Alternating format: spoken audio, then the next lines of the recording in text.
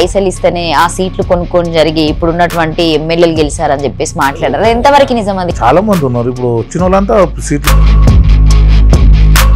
ఇప్పుడు అఖిల్ విషయంలో మీరు ఏం చెప్తారు? ఒక్కరోజు పొరపాటు చేసి మనం ఇన్నేళ్ళ అది ఎట్లా జరిగింది ఏందనేది మనం దాన్ని వయసు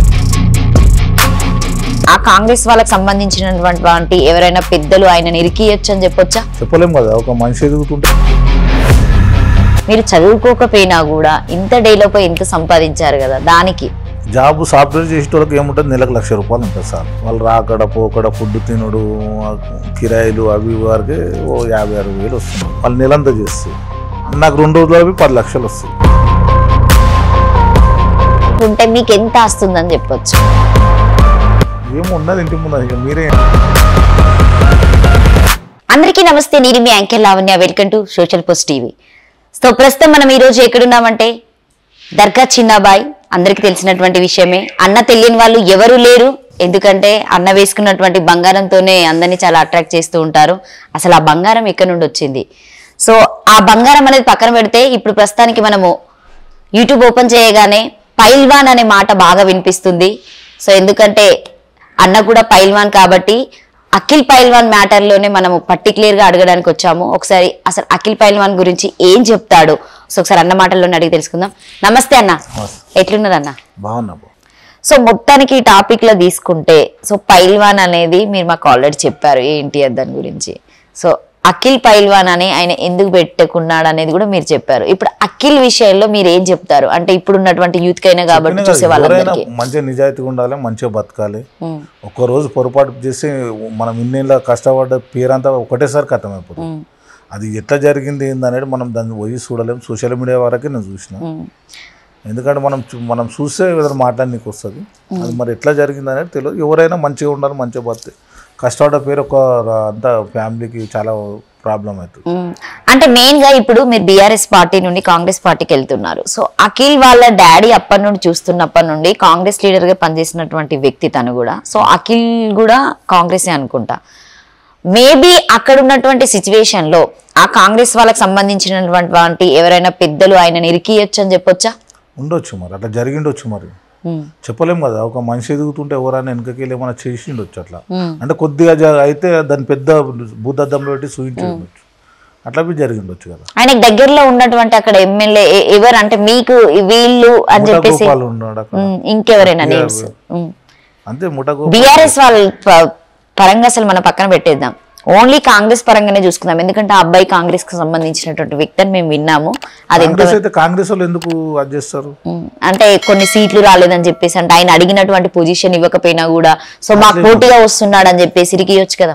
ఏమో చేసిండొచ్చు. అదే నేను అంటున్నా. అనుకుంటే కన్ఫామ్ గా ఏం చేసిండు ఏం జరిగిందో తెలియదు. మన సోషల్ మీడియా వరకు ఏదైనా ఇష్యూటీ చేస్తే మనం ఏదైనా ఖండిస్తాను. నేనైతే ఎవరు చేసినా ఏది చేసినా ఖండించవలసింది. మేము దాన్ని మనోళ్ళైనా ఎవరైనా ఖండించవలసిందే. కానీ అది ఏదైనా పొరపాటున ఏదైనా జరిగిండొచ్చు, చెప్పలేము. అది ఇవన్నీ అంటే మీరు కొనుక్కుందని అంటున్నారు. మీ అత్తగారు ఏం పెట్టారు అసలు మీకు? బంగారం ఏం పెట్టారు? అప్పుడు ఏముండే, అప్పుడు ఏం బంగారం గారు పెట్టకపోతుండే. సైకిల్ ఇచ్చారా? సైకిల్ ఏం కట్నాలు ఇట్లా లేకుండా కదా. అప్పుడు మీన వాళ్ళ అన్న బయట మేనలో చుట్టాల దగ్గర మేనలో వాళ్ళ రిలేషన్ లాగా. అంటే మేడం ఇప్పుడు నైట్ ఇంటికి రాగానే అడగరా మిమ్మల్ని ఎందుకు ఇట్లా చేస్తున్నారు, అవసరమా ఇవన్నీ వదిలేయొచ్చు కదా అని చెప్పేసి? ఫ్యామిలీకి డైలీ 1 గంట ఒకటే అవుతుంది నాకు వచ్చారు డైలీ. మీరు ఇంట్లో తినేసి వెళ్తారు? నాకు చిన్నప్పటి నుంచి అది అలవాటు. 12-1 తర్వాతనే వండుకుంటాను. ముందుగానే మీ పద్ధతులు సాంప్రదాయాలన్నీ చెప్పి చేసుకున్నారా పెళ్లి? అట్లేముండొచ్చు. నైట్ 1 గంటకి తెలియకుండానే చేశారా? పెళ్ళైనప్పటికీ ఏమన్నా అంటే ఐ మీన్ రౌడీ ఇట్లనే చేస్తూ ఉన్నారా? కబ్జా తర్వాత అయినా కేసులు అయినా బాగా. అప్పుడు ఏమనలేదా మేడం? తర్వాత ఇక మ్యారేజ్ తర్వాత అన్ని బంద్ చేసినాం. మెల్లమెల్ల బంద్ చేసినారు మీరు అనుకుంటున్నారు, కానీ అండర్ గ్రౌండ్ లో ఎన్ని జరుగుతున్నాయి ఆమెకు తెలియాలి కదా. ఏం లేదు, ఏం జరుగుతుంది. మీ ఇంటర్వ్యూ చూస్తే ఎట్లా ఫీల్ అవుతారు? నా ఇంటర్వ్యూలు నేను ఎక్కువ చూడను. చాలా మేడం కూడా చూడదు. మీ ఫ్యామిలీ మెంబర్స్ ఇంట్లో చూస్తారు. అందరు అడుగుతారా ఏమని ఇట్లా చెప్పారు ఏంది డాడీ ఇవన్నీ అని? అడుగుతారు. ఏం అడగారు. దానికంటే పిల్లలైతే ఎప్పుడు టచ్ చేయరు. గట్టిగా మనం ముచ్చటేసుకుంటే మీకు ఎంత వస్తుందని చెప్పొచ్చు? ఏమో ఉన్నది ఇంటి ముందు. ఇక మీరే అంచనా వేయాలి. ఎంత ఉంటుందని. అసలే కోకాపేట ఏం కాదు. 1,50,000 గజం ఉంది. 180 నడుస్తుంది. అలా 2 లక్షలు టచ్ అయింది ఇప్పుడు గజం మీద. 2 lakhs ఇప్పుడు సెకండ్ బిట్ ఇదే అయిపోయింది కదా డెవలప్. జూబ్లీ తర్వాత ఇదే అయింది. మొత్తానికి మంచి సెంటర్లో ఉన్నారు అన్నట్టు. మంచిగా ఉందంటే ఇక్కడికి వెళ్తలే. అందుకే నేను విల్లాస్ కొనుక్కొని వెళ్దాం అనుకున్నా బయటికి. మళ్ళీ ఇక్కడ నుంచి అయితే చాలా మందికి ఇక్కడనే బయట పోయి మళ్ళీ అందుకు చాలా సిస్టమేటిక్ ఉంటాయి. రావాలన్నా రాపియాలి చాలా. నాకేమో 100 మంది వస్తుంటారు పబ్లిక్. ఆ విల్లాస్ కమిటీ గ్రేటర్ కమిటీలో పోతే చాలా ఇబ్బంది అయిపోతుంది. అందులో మనుషులను రాని చాలా ఇబ్బంది. రోజు ఇంత మంది అని ఉంటుంది అన్న. అందుకే మనకు ఏం చేసినా ఇక పైన ఫ్లోర్ మొత్తం కాల్ చేయించేసి పైకి మెట్లు వేయించిన. సో ఇప్పుడు మీరంటే పెద్దవాళ్ళు మీ జనరేషన్లో ఉన్నట్టు అంటే మీకు బాగా క్లోజ్ ఉన్నటువంటి ఇప్పుడు శ్రవణ్ అన్న మిగతా వాళ్ళు చూసుకున్న గోల్డ్ మ్యాన్స్ వాళ్ళు కొంతమంది ఉన్నారు కదా. సో ఇప్పుడు ఒక అబ్బాయి కూడా వచ్చారు లక్కన్ మోడల్ అని చెప్పేసి ఆయన టిక్ టాక్ లో ఫేమస్. ఏంటి అసలు ఆ అబ్బాయిది ఏంటి అసలు స్టోరీ ఏంటి? ఏం లేదు స్టోరీ మంచి. మీ చుట్టాలేనా వాళ్ళు? కాదు వాళ్ళది వేరే. తను వేసుకునేది గోల్డేనా? ఆ అబ్బాయి కూడా వేసుకునేది గోల్డ్. నాకు అంత టచ్ ఓవర్ లేదు. అంటే ఆ చిన్న ఏజ్ కదా మీరంటే పెద్దవాళ్ళు అన్ని చూసి వచ్చిన వాళ్ళు కాబట్టి. నేను నార్మల్ గా ఈ మధ్యలో వీడియోస్ లో చూసాను. అందరు మీ గోల్డ్ వేసుకున్నారు అందరు ఒక దగ్గరనే కలుస్తారా అన్న? ఏ ఫంక్షన్ అంటే మీ అందరిని వాళ్ళు పర్టికులర్ ఒక లిస్ట్ చేస్తారు అనుకుంటా వీళ్ళనే పిలవాలని చెప్పి. అట్లేముండదు అందరు వస్తారు కలవడం ఏదన్నా కొన్ని ఫంక్షన్లలో. ఓకే. సో యూత్ కి ఏం చెప్తారన్న ఇప్పుడున్నటువంటి యూత్ కి? యూత్ ఎవరైనా కష్టపడి పైకి రావాలి. మంచిగా తల్లిదండ్రులు మంచిగా చూసుకోవాలి. ఎప్పటికీ చూసుకున్న వాళ్ళు ఎప్పుడు చెడిపోరు. ఎప్పటికైనా మంచిగా బాగుపడతారు. మేము ఎట్లా చేసుకున్నామో తల్లిదండ్రులు మంచిగా చూసి అట్లా చేసిన వాళ్ళు ఎప్పుడు సక్సెస్ అవుతారు. ఎప్పుడైతే తల్లిదండ్రులు బాధ పెట్టి చదువుమన్నప్పుడు చదవక అన్నీ వేస్ట్గా తిరిగితే వాళ్ళ లైఫ్ వాళ్ళకి ఖరాబ్ చేసుకున్నారు. యూత్ పిల్లలకి ఎట్లుంటే అంటే ఒక టైం ఉంటుంది వాళ్ళకి. 18 నుంచి 25 వరకు కమాండ్ చేసేసుకోవాలి వాళ్ళు. అంటే ఇప్పుడు 30 కొద్దిగా పెరిగింది. ఇప్పుడు ఒక 30 లోపటనే వాళ్ళు ఏం సాధించాలనేది అప్పుడు సాధించాలి. ఇది మిస్ అయింది అనుకో తర్వాత చేయాలంటే కష్టం, చేయలేము. ఇక ఈ టైంలోనే చేసుకోవాలి ఏదైనా. నేను ఆ టైంలో ఎవరైనా చెప్పాను, నేను చేసిన పనే వాళ్ళకి చెప్తున్నా. కష్టపడాలి ఏదైనా పర్టికులర్ అంత హార్డ్ వర్క్ చేస్తేనే ఏదైనా సాధించగలుగుతాం. కానీ ఇంట్లో కూర్చొని పండుకొని నేను సాధించలేనని పక్కన మేము ఏడ్చుడు కాదు. పక్కోళ్ళు డెవలప్ అవుతుంటే మనం ఎట్లా డెవలప్ అవుతాం, మనం డెవలప్ కావాలి. కానీ ఒకవేళ మేడిస్తే మనం డెవలప్ కావాలంటే కష్టం. మన పని మనం చేసుకుంటూ వెళ్ళాలి. సో నా లాస్ట్ క్వశ్చన్ ఏంటంటే దాదాపు అంటే చాలా వరకు చదువుకున్న వాళ్ళు ఉన్నారు, సాఫ్ట్వేర్ చేస్తున్నారు, బిజినెస్ చేస్తున్నారు, కొంతమంది నష్టపోతారు, కొంతమంది సంపాదించుకుంటున్నారు. కానీ మీ అంత మీరు చదువుకోకపోయినా కూడా ఇంత డేలోపై ఇంత సంపాదించారు కదా, దానికి జాబ్ సాఫ్ట్వేర్ చేసే వాళ్ళకి ఏముంటుంది, నెలకు ₹1,00,000 ఉంటుంది సార్. అవును. వాళ్ళు రాకడ పోకడ ఫుడ్ తినుడు కిరాయిలు అవి వారికి 50,000-60,000 వస్తుండొచ్చు. వాళ్ళు నెలంతా చేస్తే నాకు 2 రోజులవి 10 లక్షలు వస్తాయి, 20 లక్షలు రావచ్చు, ₹1,00,00,000 రావచ్చు. బిజినెస్లో అట్లా ఉంటుంది అంటున్నా. ఓన్లీ రియల్ ఎస్టేట్ మాత్రమేనా? రియల్ ఎస్టేట్ అని కొనడం మనం అంతా రియల్ ఎస్టేట్లోనే ఉంటుంది ఏదైనా. అంటే చెప్తున్నా, అంటే జాబ్కు దీనికి లైఫ్ లాంగ్ జాబ్ చేసినా మనం డెవలప్ కాలేము.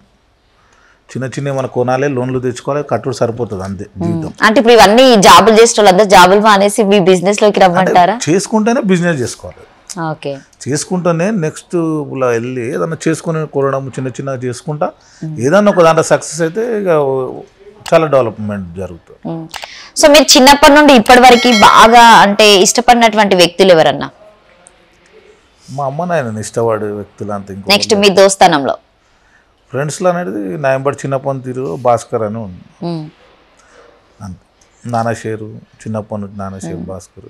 మాకు మధ్యలో ఒక న్యూస్ వచ్చింది, శ్రవణకు మీకు ఏదో గొడవలేనాయి అని చెప్పేసి వచ్చినాయి, ఏందన్నది నిజమేనా? అది ఎందుకు ఆయనకి ఎక్కువ బంగారం ఉంది నీకు తక్కువ బంగారం ఉందనా, లేకపోతే ఏమన్నా సెటిల్మెంట్స్ చేస్తాడు అట్లేం ఏదైనా ఉంటే మేము ఇద్దరం మాట్లాడతాము, ఎవరు తెలియదు బయట పబ్లిక్ లో. కానీ అన్న అండర్ గ్రౌండ్ లో లోపలనే జరుగుతాయో తెలుసు మాకు కూడా.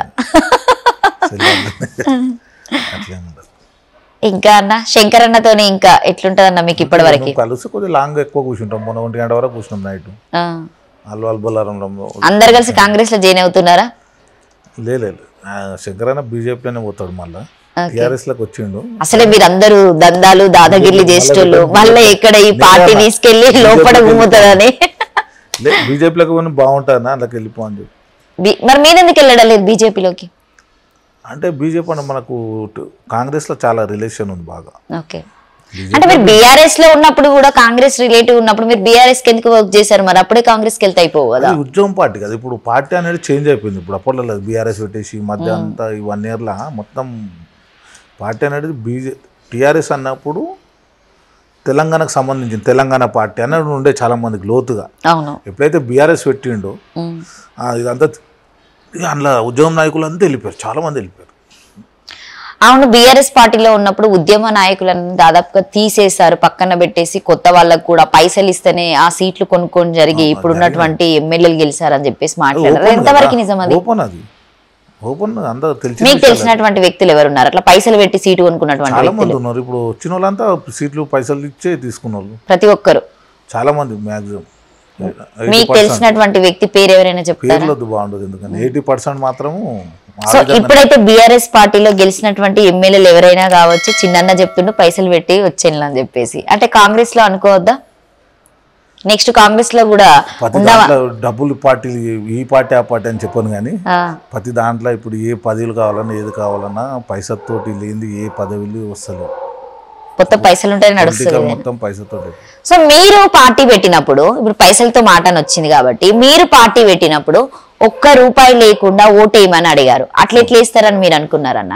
అంటే ₹1 లేకుండా బీసీ నాయకులు, బీసీ 80% జనాభా ఉంది, ఆ లెవెల్లో తీసుకోవాలి. మెల్లమెల్ల టైం పడుతుంది. ఎంత బీసీలైనా, ఎంత ఓసీలైనా, ఎస్సీలైనా, ఎస్టీలైనా కావాల్సిందైనా డబ్బులే కదా. నాయకులు చేసింది కదా ఇదంతా, ఇదంతా నాయకులు చేసిన పని. మీరు ఫస్ట్ ఓటేసినప్పుడు పైసలు తీసుకోకుండానే ఓటేసారా? నేను ఎప్పుడు ₹1 పైసా తీసుకోను, ఎప్పుడు తీసుకోను. మీ ఇంటికి బాటిల్స్ కూడా రాలేదా?